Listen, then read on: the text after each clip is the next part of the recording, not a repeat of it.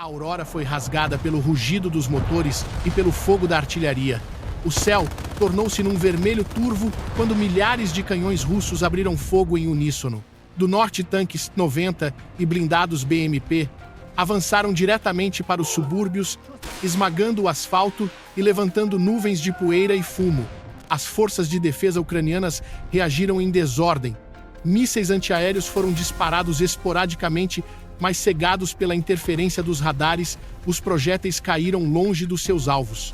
Em poucos minutos, a primeira linha de defesa em Obolon foi destruída.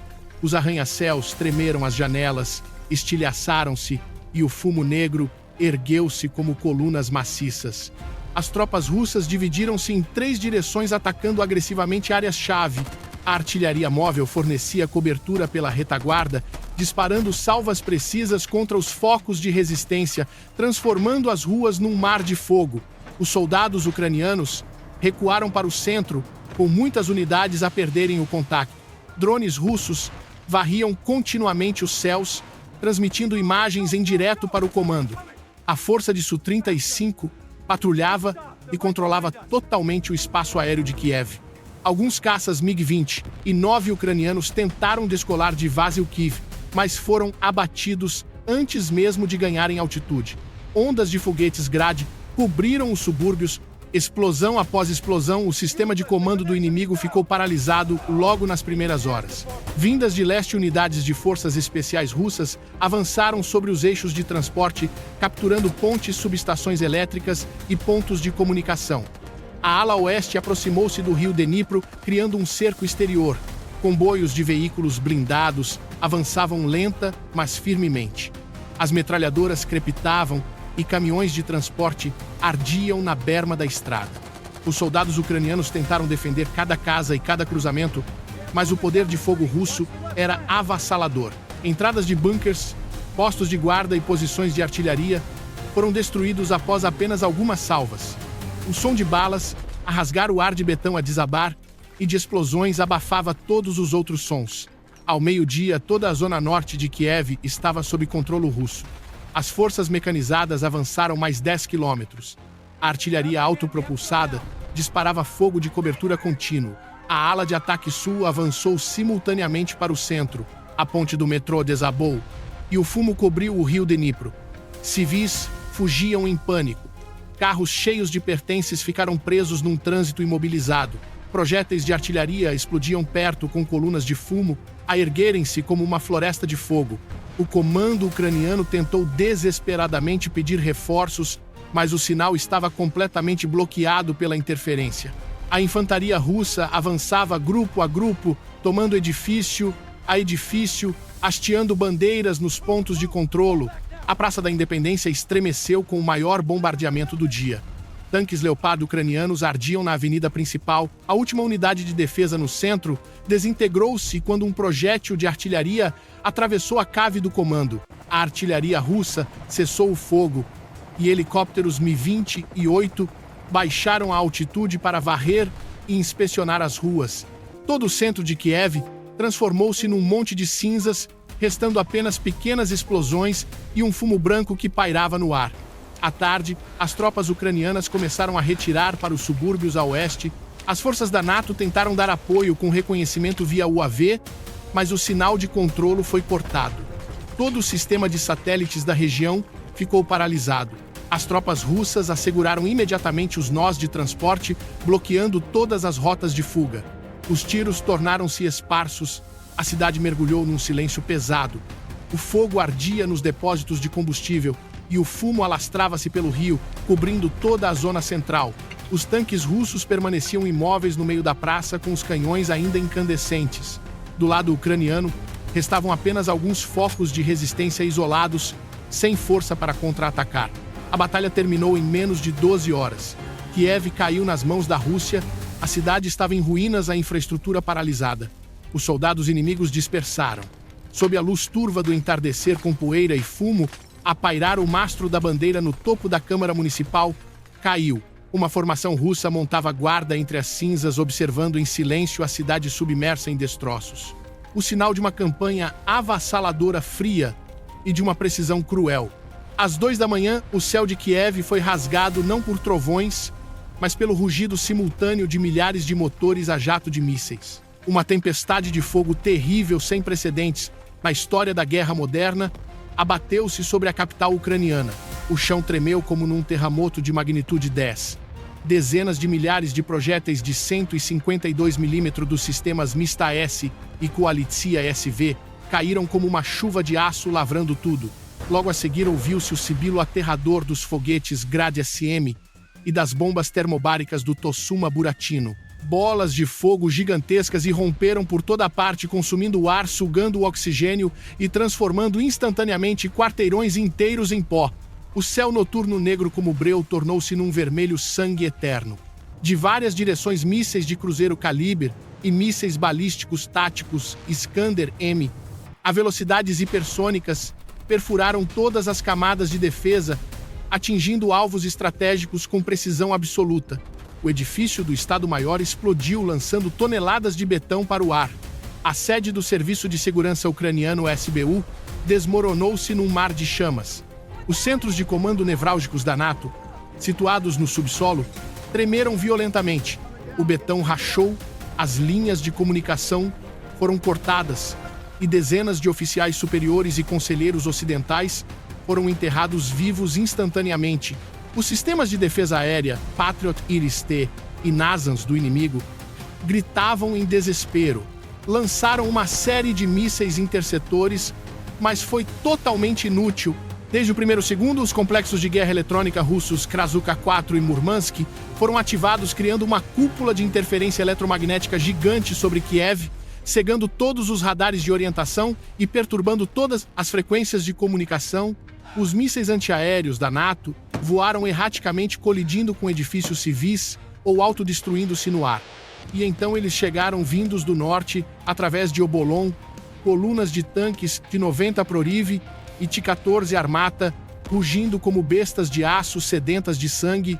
As suas lagartas esmagavam o asfalto, carros e quaisquer obstáculos.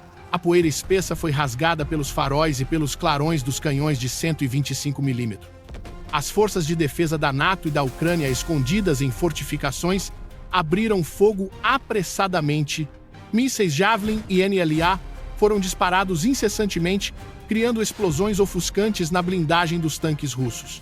Mas quando o fumo se dissipou, os monstros de aço apenas tremeram ligeiramente.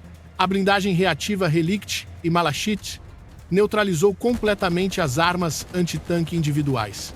Pararam por um segundo, os canhões giraram automaticamente e fixaram os alvos. Um tiro preciso de um T-90M varreu um pequeno edifício onde estava um ninho de metralhadora. Os veículos de combate de infantaria BMPT Terminator seguiam logo atrás. Os seus 2 canhões de 30 mm varreram janelas e entradas de túneis com uma cortina densa de balas, aniquilando qualquer infantaria inimiga escondida. O fogo era tão intenso que ninguém se atrevia a levantar a cabeça. No céu, o domínio era absoluto. Esquadrões de Su-50 e 7 furtivos circulavam como fantasmas, lançando mísseis guiados de precisão para destruir as últimas baterias antiaéreas que tentavam mover-se. Logo atrás deles, dezenas de bombardeiros Tu-20 e 2003 lançavam calmamente gigantescas bombas planadoras FAB-1000 e 500. Cada bomba, ao explodir, criava uma zona de destruição de centenas de metros, nivelando os focos de resistência. Helicópteros de ataque K-50 e 2 Alligator, Mi-20 e 8 Night Hunter voavam rente às copas das árvores, serpenteando entre os edifícios, lançando mísseis Vickers e Ataka para destruir cada veículo blindado Bradley Marder ou tanque Leopard e Challenger, que tentava organizar uma defesa móvel. Explodiam como caixas de fósforos, com as torres a serem projetadas a dezenas de metros de distância. A batalha não foi um combate, foi um massacre unilateral. De leste, unidades de elite paraquedistas VDV, apoiadas por veículos de combate BMD-4M, realizaram um desembarque relâmpago, capturando a ponte do metro e a ponte Paton, cortando completamente a rota de fuga através do rio Dnipro. A ala oeste aproximou-se, completando o cerco e bloqueando a resistência da NATO e da Ucrânia. O colapso total ocorreu em poucas horas. Ordens de retirada foram gritadas em desespero através de rádios cheios de estática. Os soldados abandonaram as armas pesadas, abandonaram os camaradas feridos e tentaram fugir para sudoeste, mas foi em vão. As estradas estavam bloqueadas pela artilharia russa. A Praça da Independência estremeceu com a última barragem de artilharia. O centro de Kiev transformou-se numa gigantesca ruína com o fogo a subir aos céus. Ao meio-dia, os tiros silenciaram, restando apenas o sibilo do vento a passar pelos edifícios destroçados e o estalar das chamas. Os T-14 Armata permaneceram imóveis no meio da praça, com os canhões ainda quentes e a fumegar. Os soldados russos começaram a estabelecer postos de controlo. Kiev caiu completamente de forma rápida, cruel e fulminante. As tropas russas ocuparam e controlaram toda a capital perante o horror extremo e o silêncio aterrador de todo o Ocidente. Uma vitória avassaladora fria e precisa até o fim. Enquanto Kiev colapsava num piscar de olhos sob a tempestade de aço, a frente de Donbass transformava-se num inferno na terra, uma gigantesca picadora de carne que não parava nem por um segundo. Aqui não havia movimentos relâmpago, aqui não havia vitórias rápidas, aqui só havia lama profunda, sangue e aço. O céu de Avdiivka e Chasiv Yar carregava eternamente um tom cinzento de fumo de pólvora denso, com o cheiro da morte e de carne queimada. A artilharia de ambos os lados rugia 24 horas por dia, 7 dias por semana.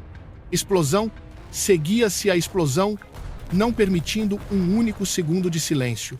A artilharia autopropulsada MST-S e Koalitsiya SV da Rússia despejava continuamente chuvas de 152 mm sobre as trincheiras de betão armado que a Ucrânia e a NATO tinham construído durante anos. A cada salva que explodia o solo era revolvido ainda mais fundo, atirando betão arame farpado e fragmentos de corpos mutilados para o ar.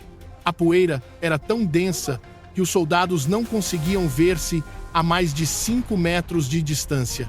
A artilharia termobárica Tossuma Buratino foi lançada na batalha. Bolas de fogo gigantescas cobriram as posições fortificadas. O fogo alastrou-se para dentro dos túneis. Os soldados ucranianos e os conselheiros da NATO lá dentro não morreram devido aos estilhaços. Morreram queimados vivos. Morreram asfixiados, porque todo o oxigênio foi sugado. Ou morreram porque a terrível pressão lhes esmagou os órgãos internos. Mas assim que a artilharia russa cessava, os restos das tropas inimigas emergiam do que sobrava, disparando metralhadoras e lançando javelins e NLAs loucamente como bestas encurraladas, com os olhos vermelhos de medo e desespero. A NATO tentou contra-atacar com artilharia. As baterias Khazar de França e M777 dos EUA, assim que saíram das suas posições ocultas na floresta, foram imediatamente detetadas pelos UAVs de reconhecimento russos Orlandês Zala. Minutos depois, drones suicidas Lancet mergulharam como bisturis precisos. Uma explosão limpa.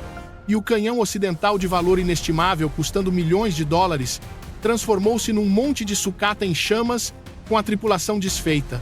A infantaria russa da ala central organizava continuamente ondas de ataque, tentando romper as linhas.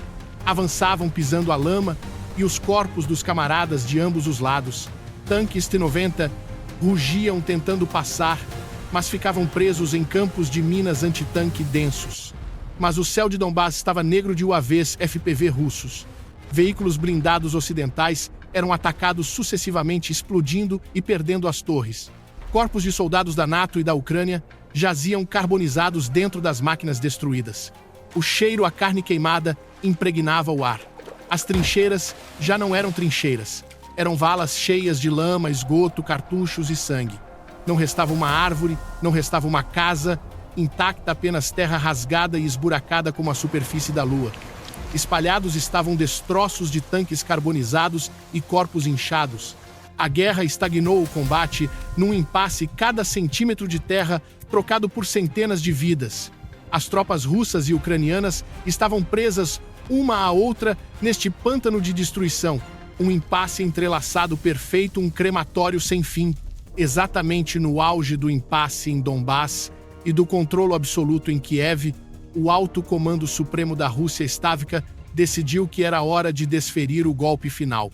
Não através de poder de fogo puro, mas através de um plano de engano, Maskirovka, o mais grandioso e cruel de todos, a encenação começou na frente de Donbass, onde o combate estava num impasse sangrento. Um evento impensável ocorreu de repente. As forças russas na linha da frente, que lutavam tenazmente como leões, mostraram subitamente sinais de colapso.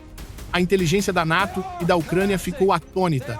A rede de rádio russa, habitualmente protegida com rigor extremo, foi subitamente inundada com mensagens de pânico, códigos não bloqueados ou de encriptação de baixo nível, gritando sobre ataques pelos flancos, falta grave de munições e pedidos de retirada urgente. Os oficiais russos gritavam nos rádios que a linha de defesa não conseguia aguentar. Imediatamente, os UAVs de reconhecimento Global Hawk do EUA e os satélites espiões da NATO em órbita alta confirmaram esta informação. Os seus equipamentos registraram uma cena de caos deliberado. Várias unidades de tanques T-80 e T-72 russos começaram a dar meia volta e a retirar numa desordem aparente. Estas unidades não recuaram em formação tática defensiva, mas moveram-se apressadamente, amontoando-se e criando engarrafamentos. Uma fuga calculada meticulosamente. Fumo negro foi libertado profusamente por veículos geradores de fumo, encobrindo um massacre que parecia estar a acontecer. Muitos blindados BMP e caminhões militares Ural foram abandonados na berma da estrada. Alguns ardiam violentamente, outros estavam tombados. Soldados russos saltavam dos veículos, abandonando até as armas pessoais, amontoando-se nos caminhões restantes, fugindo para a retaguarda. A ala de Donbass parecia estar a desintegrar-se completamente. A inteligência ucraniana exultou nos bunkers de comando. Relataram imediatamente ao centro de comando da NATO, em Bruxelas e Lviv, que o urso russo estava realmente exausto. À frente de Donbass tinha sido rompida e a vitória estava próxima. Simultaneamente, poucas horas após a confirmação do colapso em Donbass, uma notícia ainda mais chocante foi registrada pela inteligência da NATO em Kiev. A gigantesca ala de elite russa, a força que acabara de esmagar Kiev e controlava firmemente a cidade, moveu-se subitamente em grande escala. As colunas de tanques T-14 Armata e T-90 Proriv, que estavam imóveis de guarda, rugiram de repente, ligando os motores com as lagartas a chiar no asfalto. Milhares de soldados receberam ordens de concentração urgente. Embarcaram apressadamente nos blindados, prontos para uma longa marcha. O mais notável foi que os sistemas de mísseis balísticos Iskander e os complexos antiaéreos S-400 e S-500, que estavam prontos para combate, foram recolhidos para transporte de longa distância. Os satélites do Pentágono captaram imagens nítidas e irrefutáveis. Uma coluna militar de dezenas de quilômetros formava-se nos subúrbios, dirigindo-se para leste diretamente para Donbass. Para aumentar a autenticidade, uma falha de cibersegurança deliberada da Rússia expôs uma ordem urgente codificada de forma suspeitamente fraca. A mensagem era clara: estado de emergência em toda a frente. A ala de Kiev deve mover-se imediatamente para Donbass. A frente leste está em risco de colapso total. Reforços imediatos. Ignorar todos os procedimentos de ocupação de Kiev. Repito, salvar Donbass. Esta notícia foi como um estimulante extremamente forte. O comando da NATO celebrou, acreditando cegamente. A arrogância inerente do Ocidente e o desejo de uma vitória simbólica cegaram-nos, impedindo-os de ver a armadilha que se abria. Acreditaram que a pressão econômica e as perdas em Donbass, que desconheciam ser apenas uma peça de teatro perfeita, tinham realmente esgotado a Rússia. Acreditaram que o presidente russo foi forçado a retirar as tropas de elite de Kiev para tapar o buraco. Kiev, a capital simbólica, o coração da Ucrânia, estava agora vazia, uma oportunidade de ouro para a reconquista. Não sabiam que a ala de Donbass estava apenas a fingir perder. Não sabiam que os veículos abandonados estavam, na verdade, armadilhados com explosivos. Não sabiam que os soldados em pânico riam silenciosamente nos seus rádios internos seguros. E muito menos podiam saber que a poderosa ala de Kiev estava apenas a fingir mover-se. Toda a encenação de Maskirovka foi um sucesso absoluto. A presa foi enganada e preparava-se para se lançar diretamente na rede. A verdade era completamente diferente. A coluna militar russa de dezenas de quilômetros que os satélites da NATO viram a dirigir-se para Donbass era apenas uma pequena parte da força.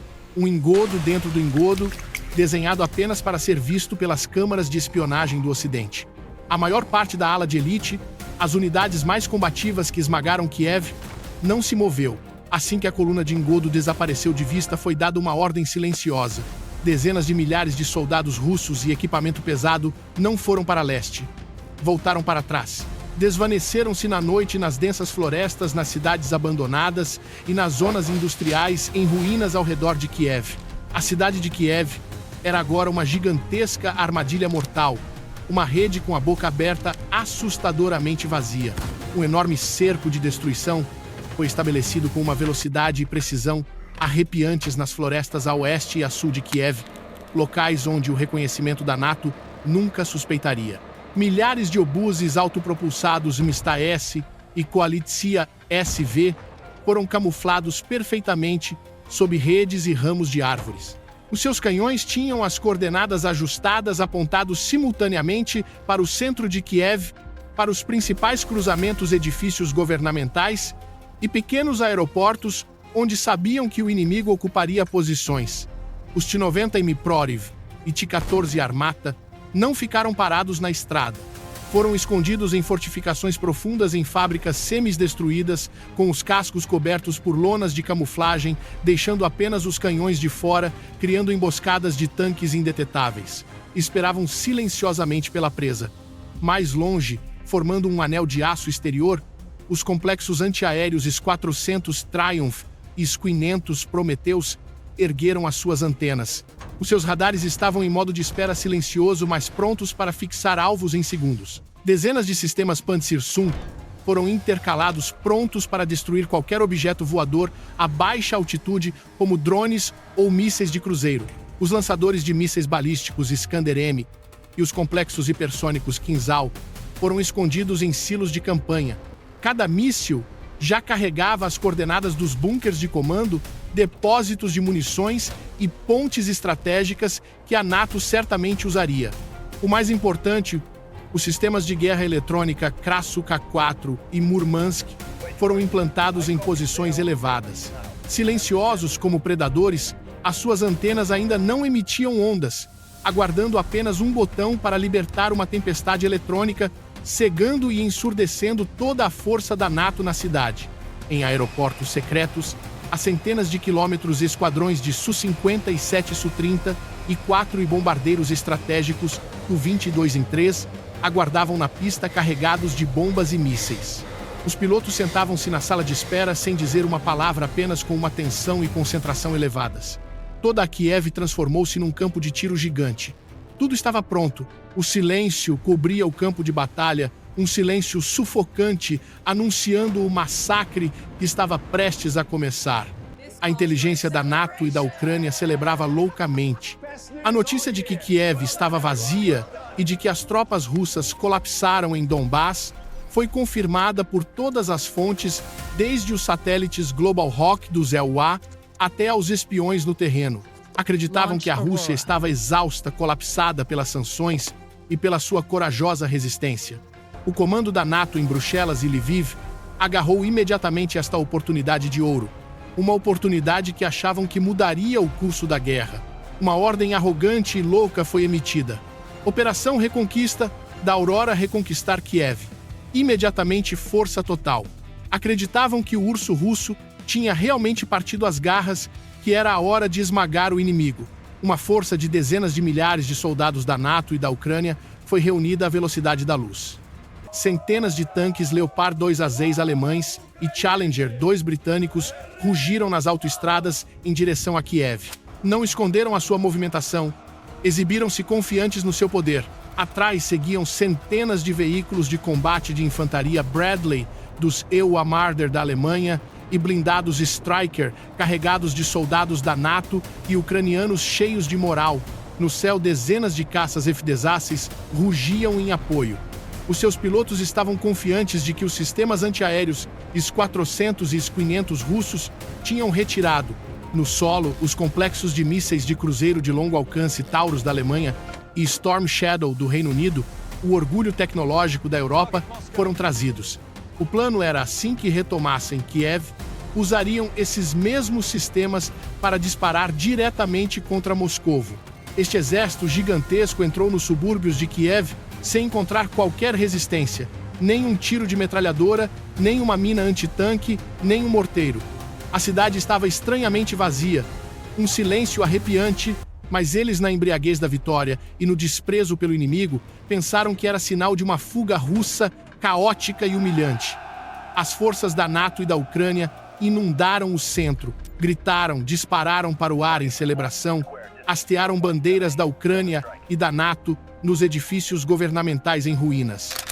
Tanques alinharam-se na Praça da Independência para fotos de propaganda.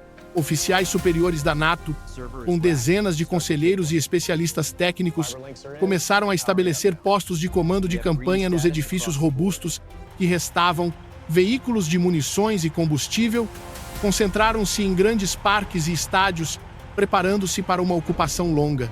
Os sistemas Taurus e Storm Shadow foram implantados em posições de disparo predefinidas. Começaram a estabilizar a base, ligaram o sistema de comunicação por satélite Starlink, conectando toda a rede de comando. Tinham mordido o isco, todos sem exceção, dezenas de milhares de soldados, centenas de tanques e equipamentos preciosos tinham entrado completamente na rede mortal que esperava em silêncio. No momento exato em que o oficial superior da NATO, um general americano cheio de arrogância, ergueu um copo de champanhe para celebrar no bunker de comando, preparando-se para ligar o sistema Starlink e reportar a Bruxelas que Kiev estava segura, a Rússia carregou no botão. Um pulso eletromagnético invisível, mas poderoso como o martelo de Thor, foi libertado simultaneamente pelos complexos Krasukha-4 e Murmansk-BN, escondidos em silêncio absoluto. O pulso varreu Kiev, a velocidade da luz, um ataque invisível mas devastador. Tudo se apagou. Os ecrãs de radar nos capacetes dos pilotos de F-16 no céu ficaram brancos instantaneamente, transformando-se em estática sem sentido. O piloto gritou, cego, cego. Perdi o sinal, mas o seu rádio apenas emitiu um chiado mortal. Dentro dos bunkers de comando, inúmeros portáteis militares e ecrãs táticos gigantes desligaram-se as luzes, apagaram-se. O sistema de satélite Starlink, o orgulho tecnológico deles, ficou instantaneamente paralisado. Milhares de terminais transformaram-se em pedaços de plástico inúteis. Toda a rede de rádios táticos, telefone satélite Iridium e sistemas GPS de dezenas de milhares de soldados da NATO e da Ucrânia foram cortados. Ficaram surdos, cegos, completamente isolados do mundo exterior e do comando, e mais assustadoramente estavam presos numa gaiola eletromagnética silenciosa e arrepiante. Um silêncio que anunciava a morte. O pânico extremo começou a espalhar-se como uma praga. Oficiais gritavam ordens para os rádios sem sinal. Soldados olhavam uns para os outros com medo. A confiança arrogante de minutos antes evaporou-se, restando apenas o terror primitivo. E então, assim que o pânico pela perda de comunicação atingiu o auge, o inferno abriu as portas. Do arco da floresta das zonas industriais em ruínas à volta de Kiev, uma ordem foi dada. Milhares de canhões russos abriram fogo simultaneamente. Milhares de obuses autopropulsados M-S e Koalitsia SV, que tinham esperado em silêncio durante horas, rugiram ao mesmo tempo. O céu de Kiev iluminou-se como se fosse dia, rasgado por milhares de rastos de fogo de 152 milímetros. Uma chuva de aço caiu, uma chuva que nunca parava, uma tempestade de destruição absoluta. O sibilo rasgava o ar, as explosões ensurdecedoras fundiam-se numa sinfonia do apocalipse, abafando os gritos. O chão tremia violentamente. Os edifícios restantes desmoronaram em pó. Os tanques Leopard 2 A6 e Challenger 2, estacionados orgulhosamente na Praça da Independência, receberam o primeiro golpe. Não tiveram hipótese de reagir. Projéteis de 152 milímetros atingiram diretamente o topo dos veículos, rasgando a blindagem fina superior, penetrando no compartimento de munições. Explosões terríveis ocorreram. As máquinas de guerra caras do Ocidente explodiram de dentro para fora. As torres foram projetadas dezenas de metros no ar como brinquedos, caindo e esmagando os soldados ucranianos que fugiam embaixo. Os Bradley e Marder concentrados perto tiveram o mesmo destino. A artilharia russa disparava com demasiada precisão e densidade. Não disparavam aleatoriamente. disparavam para coordenadas predefinidas para cada cruzamento, cada espaço aberto, cada edifício robusto. Criaram zonas de morte de onde nenhum ser vivo podia escapar. Os soldados da NATO e da Ucrânia, que celebravam momentos antes, agora gritavam num mar de fogo. Corriam, pisavam-se uns aos outros, procurando desesperadamente abrigo. Mas não havia abrigo. Escondiam-se atrás de um muro, o muro desabava. Entravam num edifício, o edifício explodia. Pedaços de corpos eram rasgados e espalhados. Logo após a artilharia esmagar a formação, começou o ataque de precisão com mísseis. De posições secretas perfeitamente camufladas, mísseis balísticos Iskander-M e mísseis de cruzeiro Caliber foram lançados a velocidades hipersônicas. O seu alvo não era a infantaria, mas o cérebro, o coração e as garras do inimigo. O primeiro Iskander, carregando uma ogiva perfurante de toneladas, mergulhou como uma broca mortal sobre o bunker de comando, onde os oficiais da NATO estavam reunidos. Estavam em pânico a bater nos rádios mortos. O míssil atravessou 5 andares de betão armado antes de explodir. Todo o edifício colapsou de dentro para fora, enterrando vivos. Dezenas de especialistas militares, oficiais de inteligência e generais seniores do ZEUA Reino Unido e Alemanha, esmagando-os e a todo o seu plano de contra-ataque, milhares de toneladas de betão. O segundo, terceiro e quarto Iskander atingiram os enormes depósitos de munições concentrados nos estádios e zonas industriais. 3 explosões que abalaram a terra ecoaram sucessivamente, maiores que o som da artilharia. Uma nuvem em forma de cogumelo ergueu-se. O fogo subiu centenas de metros. Milhares de toneladas de munições e mísseis da NATO explodiram ao mesmo tempo. A explosão secundária massiva criou uma onda de choque que varreu tudo, lançando veículos, tanques e soldados pelos ares num raio de quilômetros. Toda a área se transformou numa cratera mortal gigante, com cinzas negras a tapar o sol. E então chegou a vez do orgulho da Alemanha e do Reino Unido, os sistemas de mísseis Taurus e Storm Shadow. As armas milagrosas trazidas para atacar Moscovo tornaram-se alvos prioritários. Estavam a ser abastecidos a conectar coordenadas completamente expostos. Mísseis hipersônicos Kinzhal foram lançados de esquadrões MiG-30 e AMK na estratosfera, de uma distância segura de milhares de quilômetros, mergulhando a Mach 10. Nenhum sistema de defesa aérea da NATO reagiu a tempo, pois estavam cegos e surdos. Em segundos, os mísseis caros da Europa explodiram nas plataformas de lançamento, criando explosões em cadeia horríveis. Nem sequer conseguiram disparar um tiro. Foi uma humilhação absoluta, uma bofetada na indústria de defesa ocidental. Simultaneamente, mísseis de cruzeiro Caliber voavam rente ao solo, serpenteando entre os escombros, procurando os depósitos de combustível. Milhões de litros de gasolina e combustível de aviação incendiaram-se. Um verdadeiro mar de fogo espalhou-se pelo centro de Kiev, consumindo tudo. O fogo vermelho lambia o céu negro, o ar denso com cheiro a pólvora e combustível queimado. Gritos de desespero ecoavam por toda parte, mas eram rapidamente abafados pelo rugido incessante da artilharia russa. O caos era total, sem comando, sem comunicação, sem saber onde estava, o inimigo apenas vendo fogo e aço a cair do céu. Foram completamente quebrados, paralisados e desintegrados nos primeiros 15 minutos do grande ataque. Mas isso foi apenas o prelúdio do inferno. Assim que a formação foi destroçada, a artilharia russa pausou. Um silêncio assustador durou alguns segundos e então outro som sibilante ecoou. Foi o momento em que os sistemas de foguetes termobáricos Tossuma Buratino abriram fogo. Centenas de ogivas termobáricas caíram sobre as áreas onde a infantaria da NATO e da Ucrânia se agrupava para se esconder. Bolas de fogo gigantes explodiram, sugando todo o oxigênio do ar, criando uma zona de pressão extrema. Os soldados da NATO e da Ucrânia não morreram por estilhaços, morreram queimados de dentro para fora. Os seus pulmões explodiram devido à pressão. Os que estavam na periferia e tiveram mais sorte também foram esmagados pela onda de choque. Quarteirões inteiros tornaram-se fornos crematórios. A crueldade ultrapassou qualquer imaginação, e assim que os sobreviventes, aqueles que escaparam ao ataque termobárico, rastejavam loucamente para fora dos escombros, tentando correr para os blindados restantes, o segundo cerco apertou-se. Das fábricas em ruínas, das fortificações camufladas, os T-90M Proriv e T-14 Armata que eles pensavam ter retirado, ligaram os motores simultaneamente. Os seus faróis acenderam-se varrendo a poeira. Os canhões de 125 mm apontaram diretamente para os flancos da formação inimiga a apenas algumas centenas de metros. A emboscada terrestre começou. Do meio da poeira infernal, os T-90M Prohive e T-14 Armata rugiram saindo como fantasmas da morte. Apareceram de direções inesperadas dos flancos da retaguarda debaixo da terra. Os seus canhões de 125 mm cuspiram fogo a queima-roupa, um massacre a curta distância.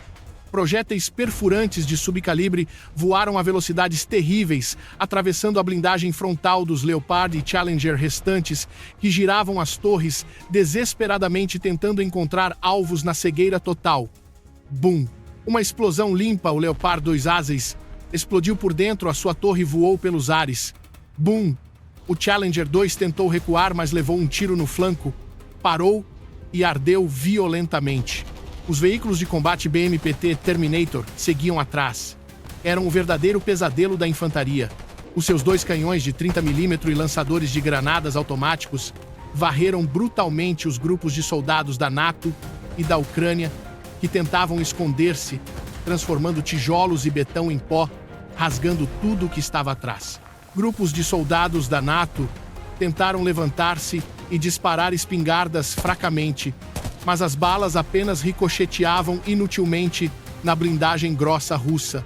Alguns soldados corajosos colocaram mísseis NLA e Javelin ao ombro tentando fixar alvos, dispararam, mas os sistemas de defesa ativa Arena M e Afghanit dos tanques russos ativaram-se, interceptando ou detonando prematuramente os mísseis.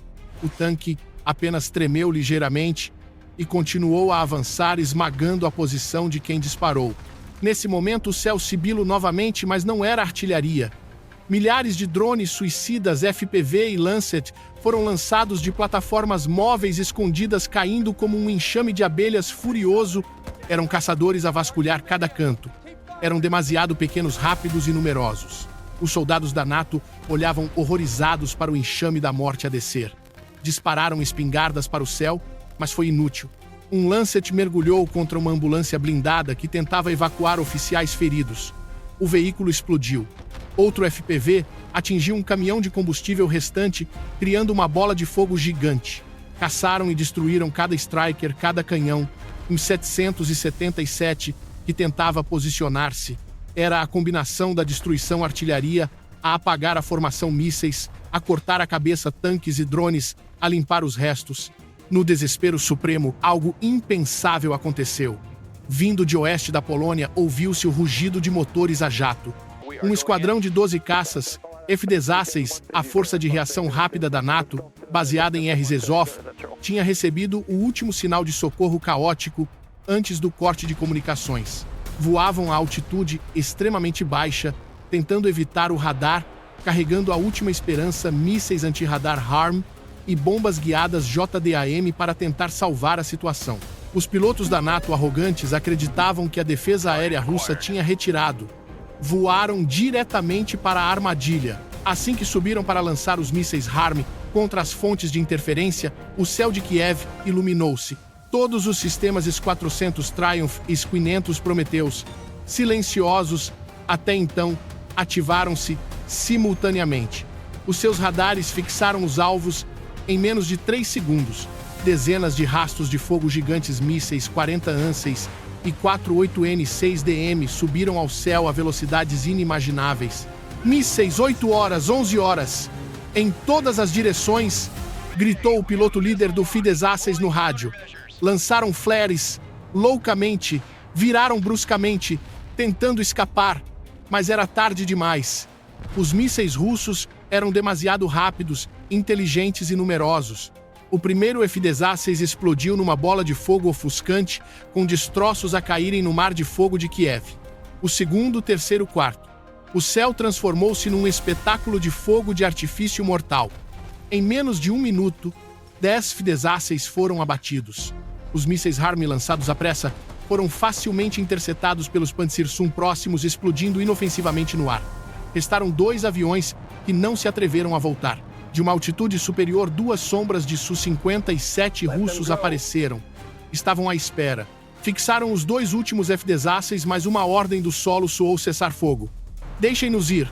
Os 2 F-16, gravemente danificados, um com o motor a arder, arrastaram-se em direção à fronteira polaca.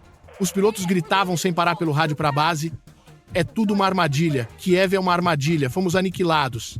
Repito, toda a força foi aniquilada. Essa mensagem, esse pânico, era exatamente o que o comando russo queria. No solo, a batalha tinha terminado. Já não era uma batalha, era uma limpeza. O fogo consumia todo o centro de Kiev. O cheiro a fumo metal derretido e pólvora era denso.